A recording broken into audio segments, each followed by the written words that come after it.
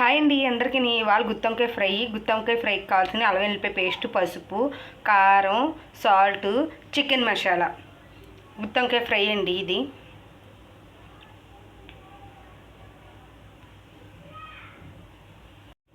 ఇప్పుడు ఇవన్నీ కలిపేసుకోవాలి. ఈ ముద్దనైతే కలిపేసుకున్నామండి బాగానే. ఇప్పుడు గుత్తొంకాయలు 4 ముక్కలుగా కట్ చేసుకొని అందులో పెట్టుకోవాలండి. ఇలాగైతే కట్ చేసుకున్నానండి వంకాయని. దీని మధ్యలో పెట్టుకోవాలి. ఇప్పుడు వంకాయ మధ్యలో అయితే ఇలా పెట్టేసానండి నేను మసాలా. దీన్ని నూనెలో వేసేసుకుంటామే. అన్నిటికైతే మసాలాలు అయితే పెట్టేసుకున్నానండి. ఇప్పుడు బాణీ పెట్టుకుని నూనె పోసేసుకుంటామే. నూనె అయితే పోస్తానండి.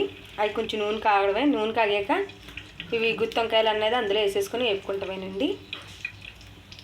నూనె అయితే వేడెక్కిందండి. ఇందులో వేసేసుకుంటామే.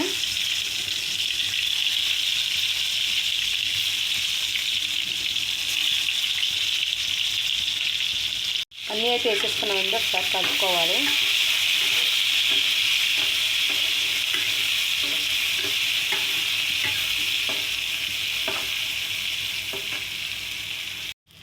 సగం అయితే మగ్గిపోయినాయండి. ఇంకో కొంచెం ఉంది మగ్గడానికి. ఇది గుత్తొంకాయ మళ్ళీ మూత పెట్టేసుకుని ఇంకొక సేపు ఇందులోనే మగ్గనివ్వాలి.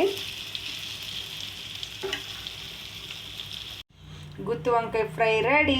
సేమ్ చికెన్ ఫ్రై ఎలా ఉందో అలా ఉంటుందండి గుత్తొంకాయ ఫ్రై.